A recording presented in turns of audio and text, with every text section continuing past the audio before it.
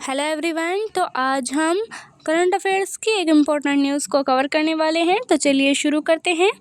खबर है, Trump Gaza peace plan what's in the 20 points peace proposal. मतलब Trump ने एक जो गाज़ा में लगातार जो वहाँ पर लड़ाई हो रही है, युद्ध हो रहे हैं वहाँ पर, तो उस युद्ध की शांति के लिए एक 20 पॉइंट पीस प्रपोजल दिया है। इसमें शांति के लिए, गाज़ा की शांति के लिए एक 20 सूत्री योजना को प्रस्तावित किया है। क्या है ये खबर, जानेंगे इसमें।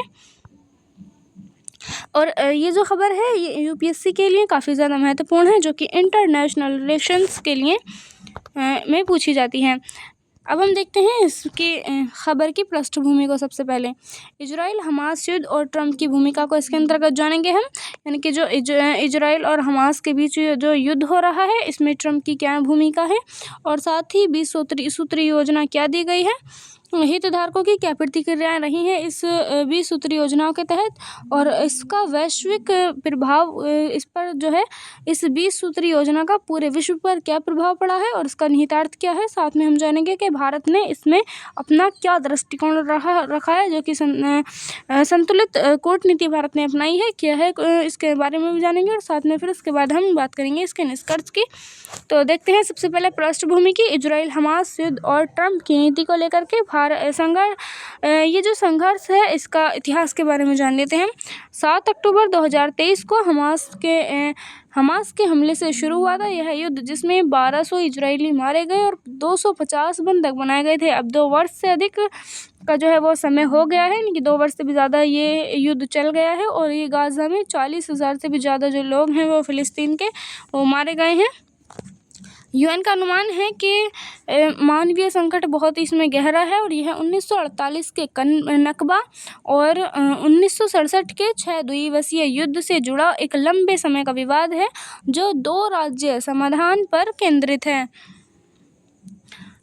इस ट्रम्प के संदर्भ में बात करें तो 2024 चुनाव जीतकर जनवरी 2025 में दूसरे कार्यकाल में लौटे ट्रम्प ने मध्य पूर्व में अब्राहम समझौते के माध्यम से इजराइल अरब सामान्यीकरण को बढ़ावा दिया था, और यह योजना उनकी अमेरिका फर्स्ट नीति का विस्तार है, जो युद्ध समाप्ति, आर्थिक पुनर्निर्माण और डिरेडिकलाइजेशन पर जोर देती है। योजना व्हाइट हाउस द्वारा जारी की गई है, जिसमें कि ट्रम्प स्वयं पीस बोर्ड के प्रमुख हैं, और यह 19 जनवरी 2025 के मानवीय सहायता समझौते पर आधारित है। 20 सूत्री योजना क्या है, क्या ये योजना दी गई है इसमें। ट्रम्प की योजना तत्काल युद्ध विराम, बंधकों की रिहाई, शासन व्यवस्था और आर्थिक पुनर्विकास पर केंद्रित है। यह हमास की स्वीकृति पर निर्भर है। नीचे बीबीसी और पीबीसी के बारे में जो है वो प्राप्त पूर्ण सूची इसमें दी गई है, जो कि हम अभी आगे जानेंगे, जो व्हाइट हाउस दस्तावेज पर आधारित है। कुछ स्रोतों में जो है वो 21 बिंदुओं को भी बताया गया है कि 21 सूत्री योजना है, लेकिन जो आधिकारिक तौर पर जानकारी मिली है वो 20 सूत्री योजना के बारे में ही है। इसमें पहला सूत्र इसमें क्या दिया गया है कि गाज़ा को डिरेडिकलाइज्ड जोन बनाना है। गाज़ा एक डिरेडिकलाइज्ड आतंक मुक्त क्षेत्र बनेगा, जो पड़ोसियों के लिए खतरा न हो। गाज़ा का पुनर्विकास करना है इसके अंतर्गत। गाज़ा के लोगों जिन्होंने पर्याप्त कष्ट झेला है, उनके लाभ के लिए पुनर्विकास इसके अंतर्गत होगा। तत्काल युद्ध समाप्ति के लिए इसमें रखा गया है, यदि दोनों पक्ष सहमत हों तो युद्ध तुरंत समाप्त हो जाएगा और इजरायली सेना पूर्व निर्धारित रेखा पर पीछे हटेगी।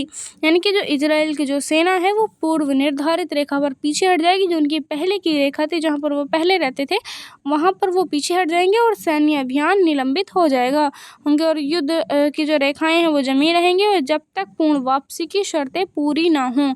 यानी कि जो ट्रम्प ने शर्तें दी हैं, अगर वो उनको पूरी, उन सारी शर्तों को हमास या फिर जो फ़िलिस्तीन है, अगर उन सारी शर्तों को मान लेता है, तो फिर ये जो युद्ध है वो यहाँ पर रुक सकता है।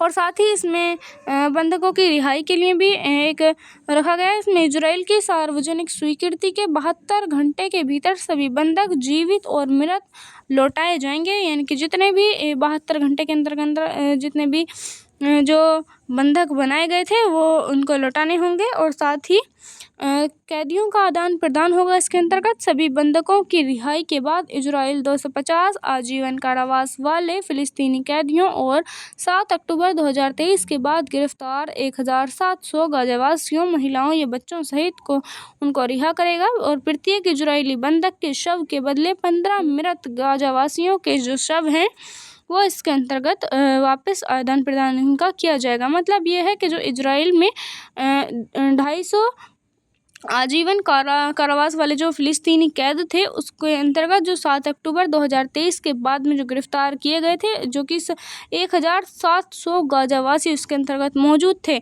जिसमें कि महिलाएं भी थीं, बच्चे भी थे और भी मतलब कि ये जो लोग थे इन सबको उनको रिहा करना होगा, रिहा कर देगा इजराइल। और साथ ही जो इजराइल का प्रत्येक जो बंधक है उसके जो शव हैं उसके बदले में 15 मृत गाजावासियों के जो शव हैं वो उनको वापस लौटाएगा, यानी मृत शव के बदले शव ये देगा है।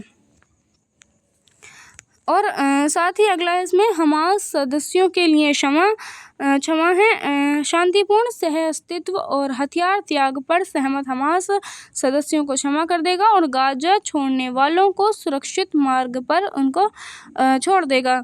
और साथ ही मानवीय सहायता इसमें दी जाएगी, स्वीकृति पर पूर्ण सहायता तुरंत प्रवेश इसमें दिया जाएगा और न्यूनतम 19 जनवरी समझौते के स्तर पर पानी, बिजली, अस्पताल, रोटी और मलबा हटाना, ये सारे जो कार्य हैं वो इजराइल इसमें करेगा। सहायता विवरण भी इसके अंतर्गत दिया जाएगा। यूएन, रेड क्रिसेंट आदि के माध्यम से बिना हस्तक्षेप किए और रफाह क्रॉसिंग दोनों दिशाओं में ये खुली रहेगी।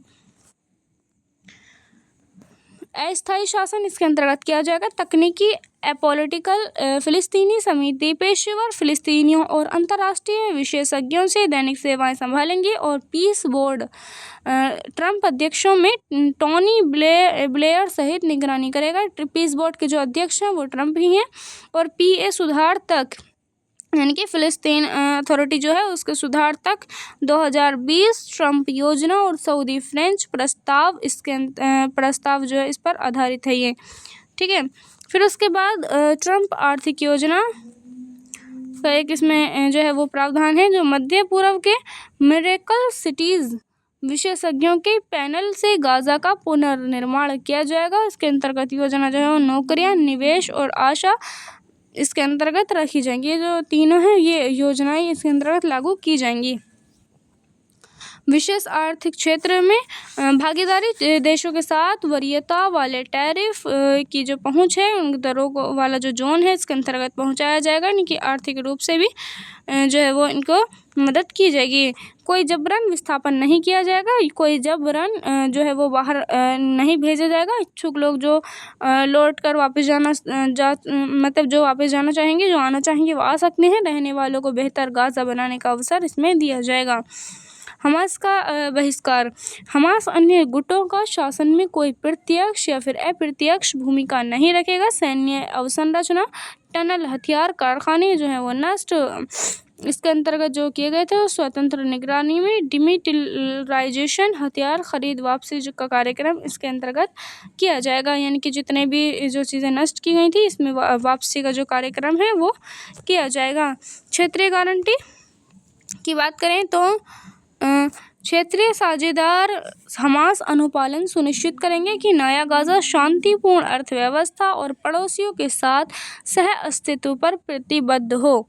यानी कि इनका कहना है कि जो क्षेत्रीय साझेदार हैं जो हमास का अनुपालन सुनिश्चित करेंगे कि उनकी नया गाजा शांतिपूर्ण व्यवस्था और पड़ोसियों के साथ बिल्कुल सही से उनके साथ सह अस्तित्व के साथ प्रतिबद्ध हो।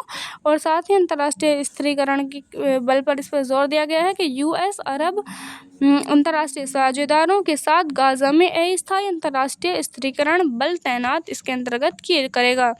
सुरक्षा फ्रेमवर्क की बात करें तो इजराइल की जो सुरक्षा है वो सुनिश्चित करते हुए फिलिस्तीनी आत्मनिर्धारण का मार्ग अपनाया जाएगा और राज्यहुड की संभावना इसके अंतर्गत है। निवेश आकर्षण की बात करें तो अंतर्राष्ट्रीय समूहों के विचारों को संश्लेषित कर निवेश सुविधा इसके अंतर्गत दी जाएगी लोगों को, ठीक है।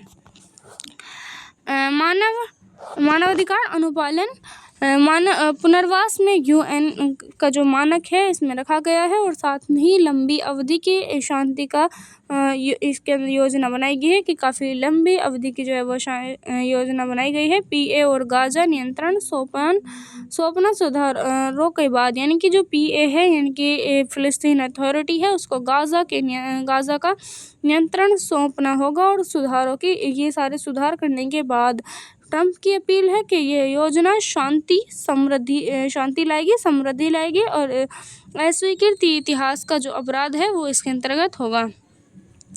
अब ये सारे जो इसके अंतर्गत 20 प्रस्ताव इसके अंतर्गत पारित किए गए हैं, इसमें जो आसपास के जो देश हैं, जो हितधारक हैं, उनकी क्या प्रतिक्रिया रही है इसके बारे में जान लेते हैं। इजराइल ने PM नेतन्याहू ने स्वीकार किया है, इसे ऐतिहासिक कहा है, लेकिन बस्तियां पर स्पष्टता की मांग इसमें के अंतर्गत की गई है। हमास की बात करें तो हमास अभी इसका अध्ययन कर रहा है और जल्दी ही प्रतिक्रिया जो है वो देगा और स्रोतों के अनुसार ऐसा माना जा रहा है कि हथियार त्याग पर जो सहमति संभव हो सकती है, लेकिन राज्य की जो मांग है इसके अंतर्गत लगातार हमास कर रहा है। फ़िलिस्तीनी अथॉरिटी यानी कि PA सतर्क स्वागत सुधारों पर सहमत, लेकिन ट्रंप की भूमिका पर सवाल फ़िलिस्तीन ने उठाया। यानी कि फ़िलिस्तीन की जो अथॉरिटी है PA वो सतर्क होकर के फ़िलिस्तीन के इन 20 जो प्रस्ताव इसमें रखे गए हैं, 20 प्रस्तावों पर सतर्क होकर के इसका स्वागत कर रहा है, लेकिन सुधारों पर तो सहमत है, लेकिन ट्रंप की जो भूमिका है उस पर सवाल इसने खड़े किए हैं फ़िलिस्तीन अथॉरिटी ने। अरब देशों की बात करें तो सऊदी, UAE ने समर्थन किया है और अब्राहम समझौतों पर का विस्तार इसके अंतर्गत अरब देशों ने किया है। और अन्य देशों की बात करें तो UN ने मानवीय सहायता का स्वागत किया है, लेकिन ईरान ने इसको एक साजिश कहा है कि एक प्रकार की जो है वो साजिश हो सकती है इजराइल की। अब ये सारी जो प्रक्रियाएं हैं, ये सारी जो अलग अलग देशों ने अपनी अपनी प्रक्रियाएं दी हैं, ये एक बैलेंस ऑफ पावर को दर्शाती हैं, जिसके अंतर्गत अरब जो है वो एक सामान्यकरण को अपना रहा है और जबकि ईरान जो है इसका विरोध कर रहा है और इसको एक साजिश बता रहा है। वैश्विक प्रभाव और निहितार्थ की बात करें कि इसका पूरे विश्व पर क्या प्रभाव पड़ेगा। IR में इसका प्रभाव यानी कि अंतर्राष्ट्रीय संबंधों में इसका क्या प्रभाव पड़ने वाला है, तो युद्ध समाप्ति से तेल की जो कीमतें हैं वो स्थिर हो जाएंगी और शरणार्थी संकट कम हो जाएगा। लेकिन राज्य हुड की अस्पष्टता जो 2 राज्यीय समाधान को कमज़ोर कर सकती है। US की अध्रुवीयता जो है इसमें बढ़ जाएगी।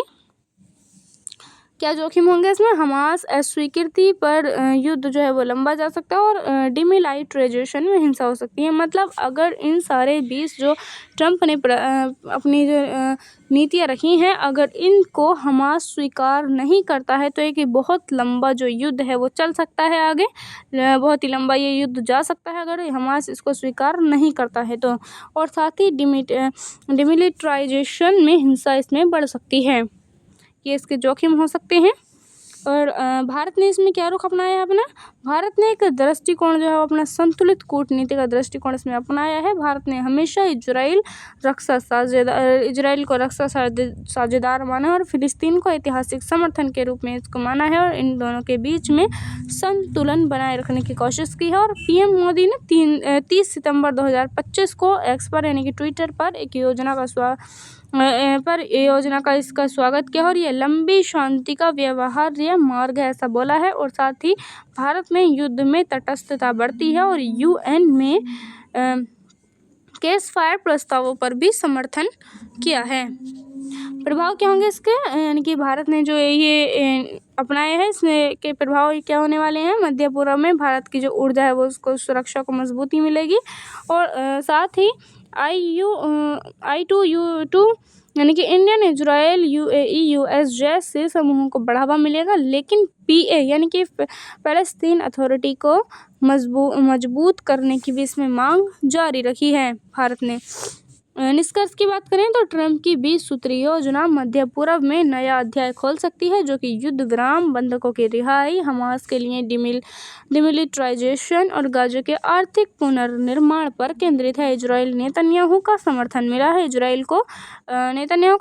मिला है, लेकिन हमास की स्वीकृति अनिश्चित हो सकती है। इनकी अस्वीकृति पर युद्ध जारी रह सकता है, यानी कि अगर हमास ने इसको स्वीकार नहीं किया तो युद्ध जारी रह सकता है। और यह अमेरिका फर्स्ट नीति का यथार्थवादी विस्तार है जो यूएस प्रभुत्व पर टिका हुआ है, लेकिन यूएन केंद्रित बहुपक्षीयता की कमी से फिलिस्तीनी जो विश्वास है वो कमजोर हो सकता है इसके अंतर्गत। तो ये थी आज की हमारी खबर। तो आज के लिए इतना ही, मिलते हैं नेक्स्ट वीडियो में। Thank you.